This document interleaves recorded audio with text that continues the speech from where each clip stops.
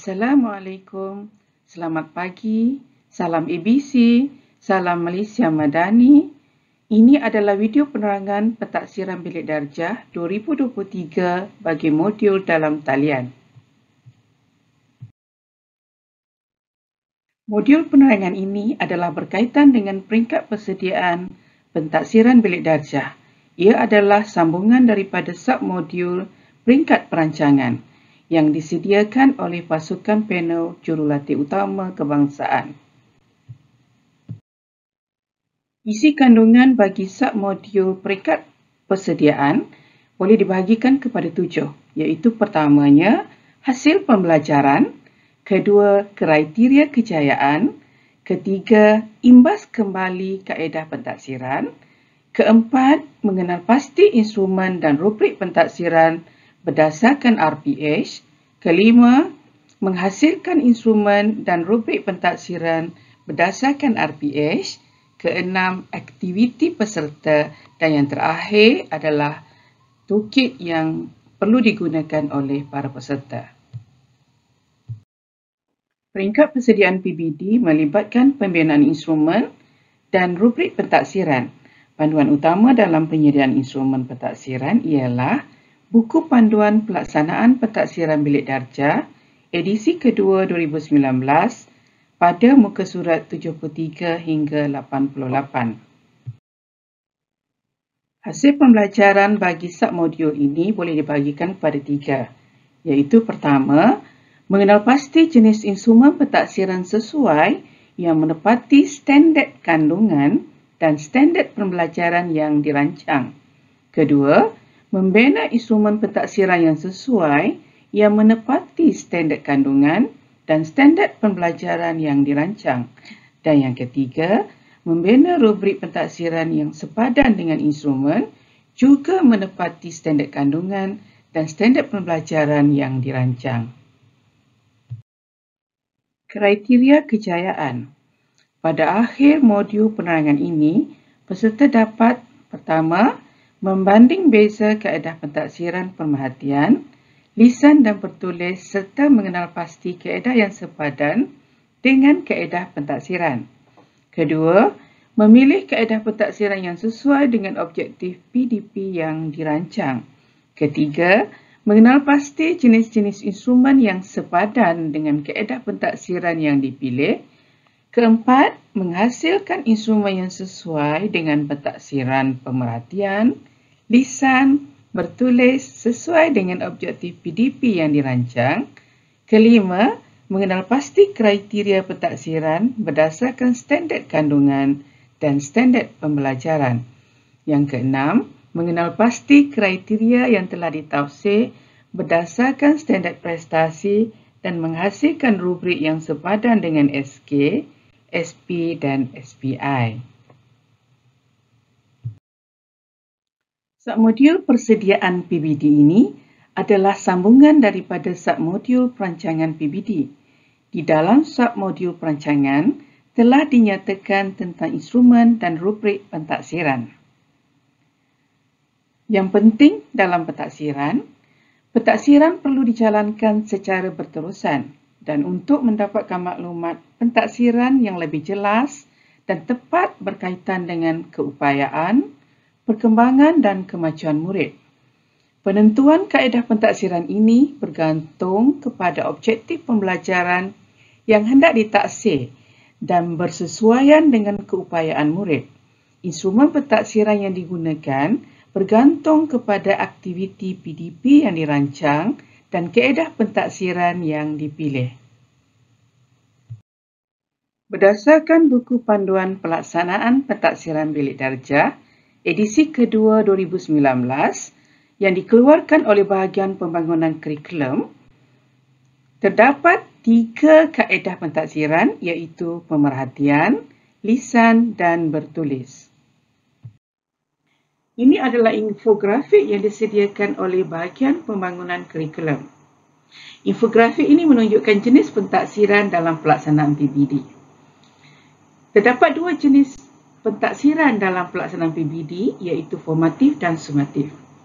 Jenis pentaksiran formatif melibatkan 2 tujuan. Tujuan yang pertama ialah pentaksiran untuk pembelajaran. Ia merupakan pentaksiran yang dilaksanakan sepanjang proses PDP yang melibatkan tugasan mingguan, latihan harian, soal jawab semasa PDP dan sebagainya. Jenis pentaksiran formatif juga digunakan sebagai pembelajaran, di mana murid membuat refleksi dan menilai perkembangan pembelajaran masing-masing, dan ia terdiri daripada pentaksiran kendiri dan pentaksiran rakan sebaya.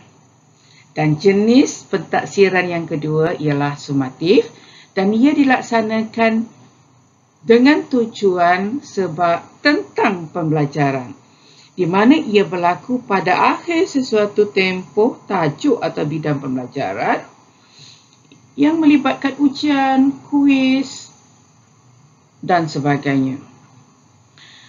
Guru boleh melaksanakan PDP menggunakan 3 kaedah pentaksiran. Yang pertamanya ialah irisan, yang keduanya pemerhatian dan ketiganya ialah bertulis. Sekarang kita mulakan dengan aktiviti yang pertama. Secara berkumpulan, huraikan maksud pentaksiran secara pemerhatian, lisan dan bertulis, serta senaraikan jenis-jenis instrumen yang sesuai. Tuan-puan dikendaki menyenaraikan seberapa banyak instrumen yang boleh digunakan untuk dibincangkan, terutama yang belum dibincangkan. Ini adalah toolkit yang akan digunakan oleh tuan-puan bagi aktiviti di atas.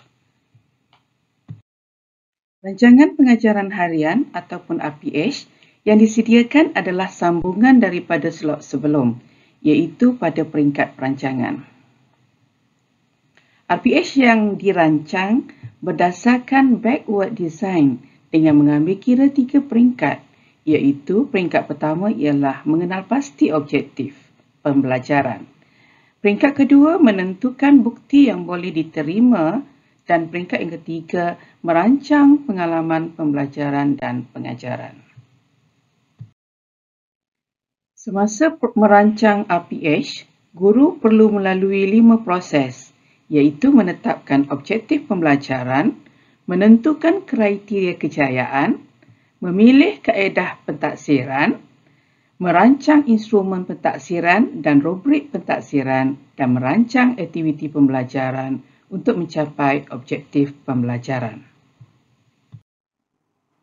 RPH contoh ini ialah dari subjek Bahasa Melayu tingkatan 1 dengan tajuk Sihat Membawa Kebahagiaan. RPH ini melibatkan standard kandungan 2.1 dan standard pembelajaran 2.1.1.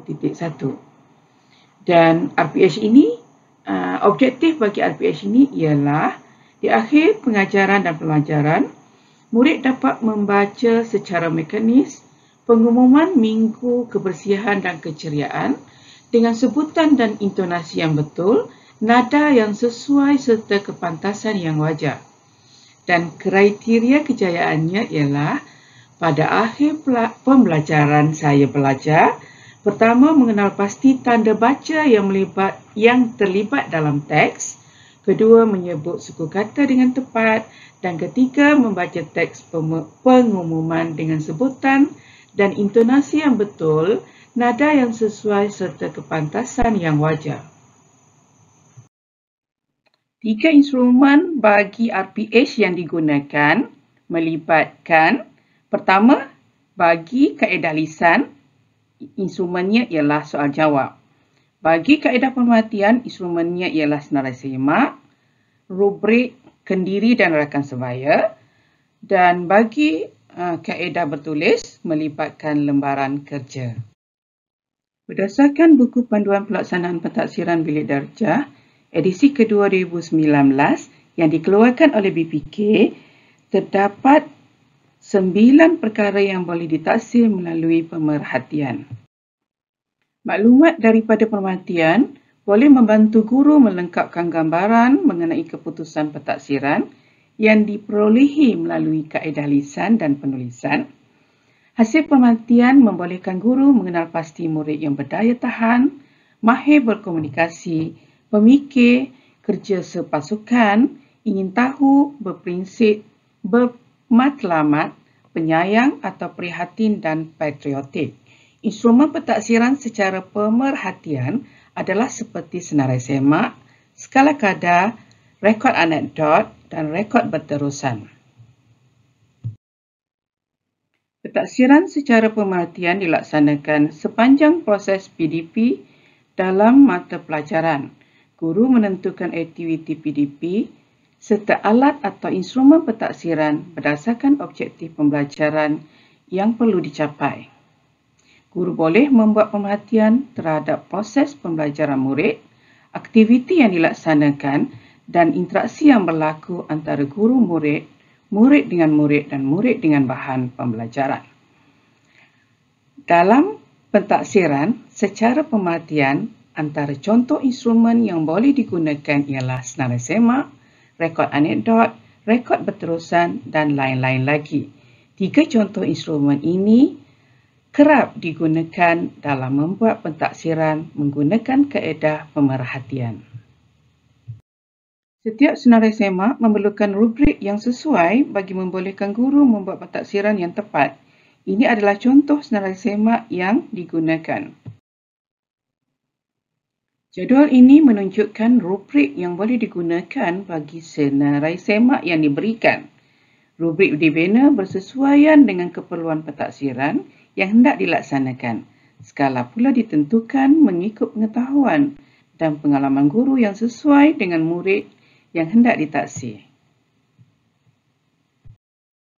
Jika guru hendak memberikan fokus kepada seseorang murid atau aspek kemahiran khusus murid di dalam bilik darjah semasa PDP, contohnya murid yang ekstrim baik atau ekstrim lemah, guru boleh menggunakan rekod anekdot atau mentaksir murid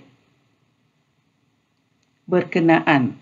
Perkara ini penting apabila guru ingin menetapkan TP dan memberikan laporan kepada ibu bapa tentang penguasaan anak-anak mereka. Pentaksiran secara lisan boleh berlaku secara spontan semasa PDP atau secara terancang melalui soal jawab atau kuis. Pentaksiran secara lisan merupakan satu kaedah pentaksiran yang mudah dan cepat bagi mengesan perkembangan atau penguasaan murid. Berdasarkan buku panduan PBD yang dikeluarkan oleh BPK, terdapat 9 aspek yang boleh ditaksir secara lisan. Berdasarkan buku panduan PBD yang dikeluarkan oleh BPK, menunjukkan 12 aktiviti lisan yang selalu dilaksanakan guru-guru di sekolah. Pentaksiran secara lisan dilaksanakan berdasarkan interaksi guru-murid, murid dengan murid dan murid dengan pembelajaran. Pentaksiran secara lisan digunakan untuk mengesan 5 perkara. Pertama, mengesan kemajuan dan pencapaian murid dalam kemahiran berkomunikasi. Kedua, mendapat maklumat serta-merta tentang pengetahuan dan kefahaman murid. Ketiga, mengesan kebolehan murid dalam kemahiran membaca dan menghafaz. Keempat, mengesan kelancaran dalam sebutan. Dan yang kelima, mengesan amalan dan sikap murid serta-merta. Instrumen pentaksiran secara lisan boleh dipelbagaikan merangkumi soalan dan aktiviti yang memerlukan respon murid dalam bentuk lisan. Dalam penyediaan instrumen, guru perlu memastikan soalan, penyataan, ilustrasi dan bahan rangsangan perlu jelas dan mudah difahami. Aktiviti dan bahan boleh merangsang atau mendorong murid mengeluarkan idea. Pelbagai bentuk soalan seperti soalan bertumpu dan bercapah digunakan untuk merangsang murid berfikir dan menakul. Ini adalah contoh interaksi lisan guru dengan murid. Terdapat pelbagai instrumen bagi menghuraikan interaksi. Antaranya ialah rekod berterusan, rekod anekdot, senarai semak, buku catatan guru dan juga buku rekod mengajar guru. Antara contoh aktiviti bertulis ialah latihan bertulis, laporan projek atau eksperimen, atau kerja khusus atau folio, karangan, huraian atau tafsiran statistik, peta, jadual, graf atau carta, ataupun ujian bertulis. Perkembangan intelek dan kemahiran murid yang ditaksir dalam pentaksiran bertulis melibatkan menyusun idea, menulis, mengaplikasi, mentafsir, menilai dan mencipta. Ini adalah contoh instrumen bertulis dalam bentuk lembaran kerja. Ini adalah contoh rubrik yang digunakan untuk lembaran kerja yang dinyatakan. Pentaksiran bidik darjah secara dalam talian juga melibatkan 3 kaedah, iaitu pemerhatian, lisan dan bertulis. Sama seperti PBD bersemuka, cuma melibatkan alat digital untuk menyampaikan kepada murid seperti Telegram, Skype, Zoom, Google Meet dan berbagai lagi.